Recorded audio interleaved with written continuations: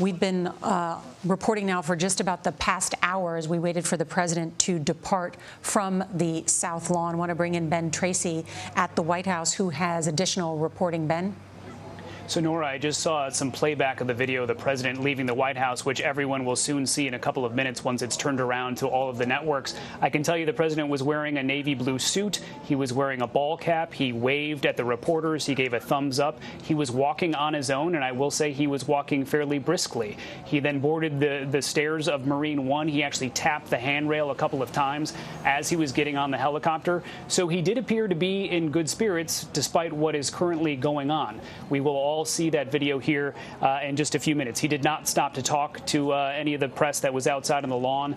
We're told that Chief of Staff Mark Meadows was accompanying the president. First Lady Melania Trump was not. That is understandable given that she has coronavirus. Obviously, they want to keep her isolated here at the White House. And Dr. LaPook, we watch now as the president departs the White House.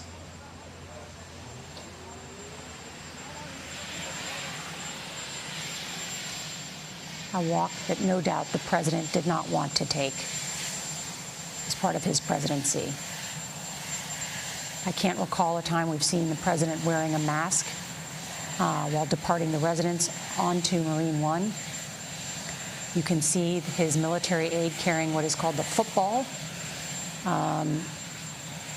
the nuclear codes accompanying the President of the United States, as well as other members of the White House staff, all wearing masks. The president's detail accompanying him, and also putting their own health at risk, we should note, because of the deadly nature and infectious nature of coronavirus. As Ben noted, the First Lady of the United States is not accompanying the president at this hour. Our understanding is that she is remaining at the White House. The First Lady of the United States is 50 years old. The President of the United States, 74 years old. There is increasing concern for older Americans when you contract the coronavirus. It is a cruel infection, and certainly for older Americans it does. It just infects them differently. It is the nature of the virus. Even for healthy 70-year-olds, it can be a very cruel disease. And I'll ask Dr. LaPook to just, as you've known many healthy 70-year-olds who contracted the coronavirus and got very, very sick. And who have died, unfortunately. And it was one of the crushingly disappointing things about treating all the patients at NYU Langone at the beginning of this crisis in April, that so many of the people got sick so quickly. And they died despite our best efforts. Fortunately, our treatment has gotten better. It's not perfect, of course. It's gotten better. And we do know what to look for in terms of people going south, as we say, and starting to deteriorate. So again, I loved how he walked. I loved the little taps that he did at the end on the banister there, on the guardrail. It showed a little bit of pizzazz in him. But I suspect that inside of him, without projecting too much, there's a true understanding of the seriousness of the moment, and just hoping that things turn out okay. People are looking at this shot and noticing multiple helicopters. Marine One always flies in a group with identical helicopters. Sometimes there's actually as many as 5 of them. One helicopter carries the president. Others serve as decoys in case there would be an assassin or something like that. It is a precaution that's always worked for the President of the United States. There are multiple helicopters, so that's why you're seeing now what looks like multiple versions of Marine One. That is how they practice. If you've ever been to the Washington, D.C. area, sometimes you see them running the practice runs, the multiple helicopters together. That is part of the safety and security that accompanies the President of the United States because of his great and vast power that accompanies the president. And John, I hate to even think about this, but I noticed because the president does travel with such an entourage, even though if you or I as civilians were to get COVID-19, we would be required to isolate, totally isolate. And yet in this case, really, the President of the United States can't isolate. He has to have some people around him.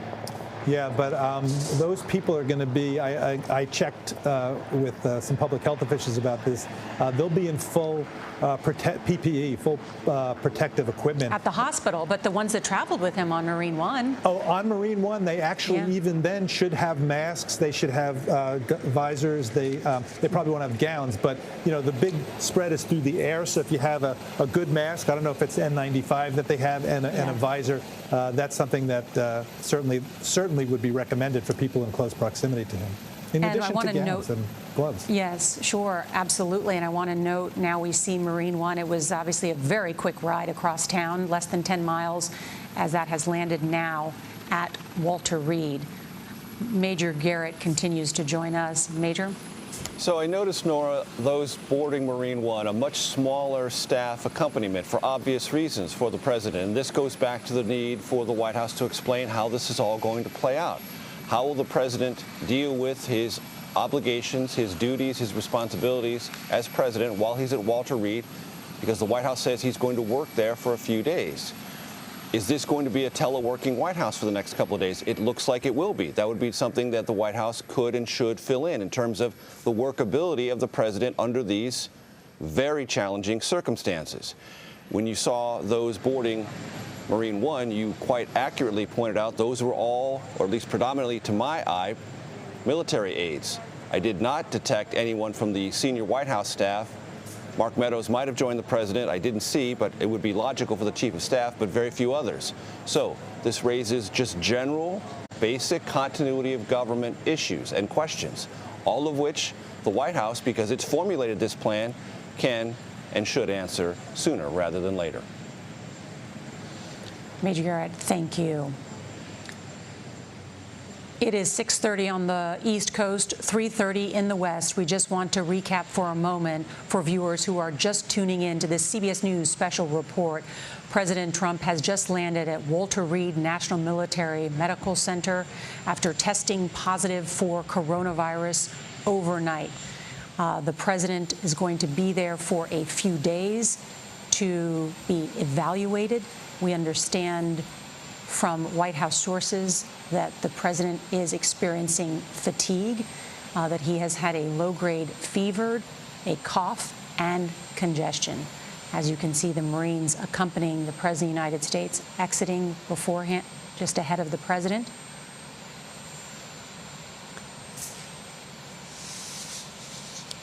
The president will be staying in something called the Medical Executive Treatment Unit, which is staffed by doctors, nurses, technicians, the finest from America's military and medical professionals, to care for the president out of what the press secretary is calling an abundance of caution. As Dr. LaPook, our chief medical correspondent, has noted, one of the concerns is the president's age. Because he is 74 years old and obese, he is at risk for complications from coronavirus.